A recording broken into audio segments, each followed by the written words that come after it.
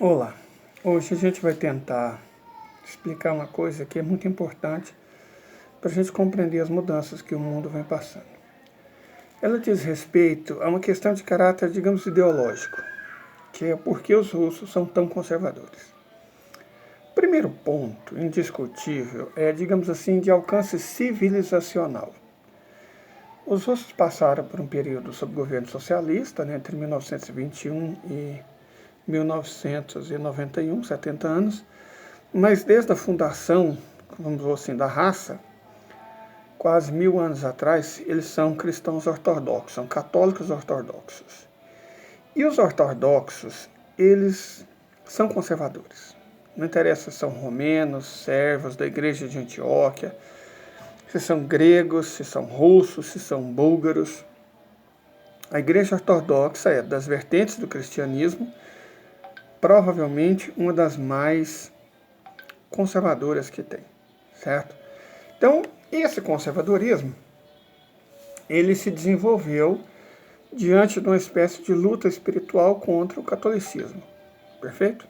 Então, é parte integrante da cultura ortodoxa e, portanto, russa, porque embora haja muçulmanos na Rússia, embora haja budistas na Rússia, embora haja judeus na Rússia, embora haja luteranos na Rússia, a gente tem que lembrar que é basicamente isso, ateus também. Só há essas igrejas oficiais na Rússia.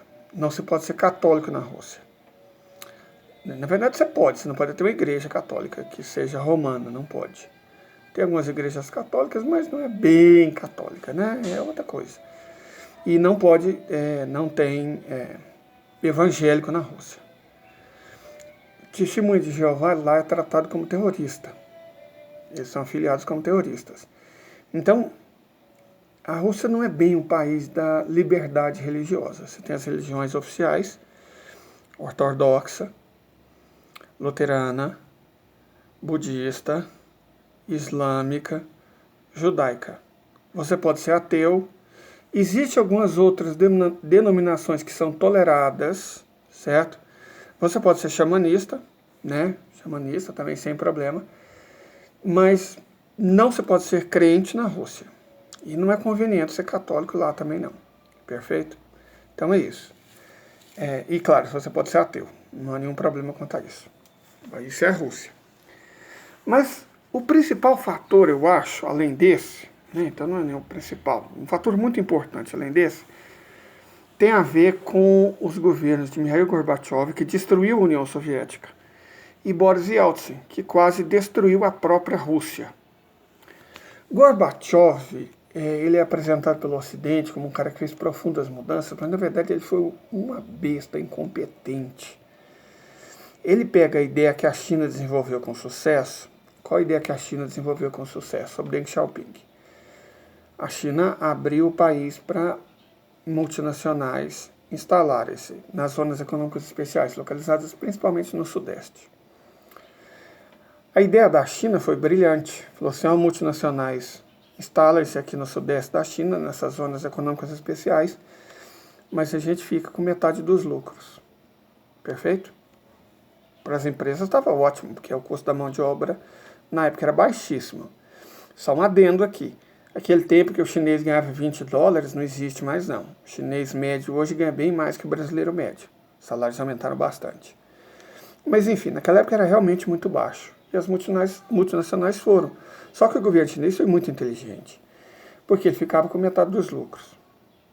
E investia esse lucro. Os operários eram quase todos chineses e com o tempo os engenheiros passaram a ser também.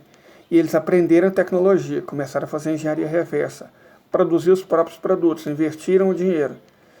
Transformaram a China rapidamente numa potência econômica, com um crescimento na faixa de 10% desde 1979. Não se pode dizer que foi Deng Xiaoping que modernizou a China. Esse papel cabe a Mao Zedong. Mao Zedong, ele matou o Milão. Por favor, gente, sério, para com isso.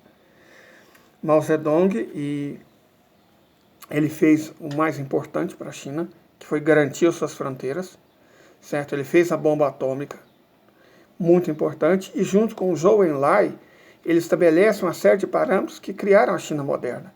Fala assim, começou com Deng Xiaoping para dar a impressão que Zhou Enlai e Mao Zedong não foram importantes, que o comunismo só atrasou a China. Isso é burrice, é desonestidade intelectual, certo? Agora, você pode afirmar tranquilamente que Mikhail Gorbachev destruiu a União Soviética. E você pode também afirmar que Boris Yeltsin quase destruiu a Rússia. A aplicação de políticas liberais beneficiou apenas o Ocidente, que tinha como objetivo transformar a Rússia num posto de gasolina, certo? Amealhar os recursos da Rússia. Porque para o Ocidente é muito fácil, é só imprimir dinheiro. O dinheiro não tem lastro. Coloca a impressora para rodar e compra um país, igual eles fizeram com o Brasil. Igual o governo atual entregou o pré-sal, a troco de nada. Uma coisa impressa sem valor, certo? A diferença é que os russos reagiram. Goste-se ou não de Vladimir Putin, ele restaurou a honra, a glória e o poder da Rússia, certo? Como? Aos poucos, devagar, com cuidado, com calma, desfazendo uma a uma as políticas liberais que quase destruíram o país. Destruíram em que nível? No nível de que filhos e netos de ganhadores de prêmio Nobel tinham que se prostituir para a família poder comer. Essa era a situação da Rússia. Boris Yeltsin era um bêbado. Da mesma forma que o atual presidente é um miliciano de inteligência limítrofe, Boris Yeltsin era um bêbado, certo? Foi a escolha por Vladimir Putin que salvou a Rússia. Ali sim nós temos um patriota.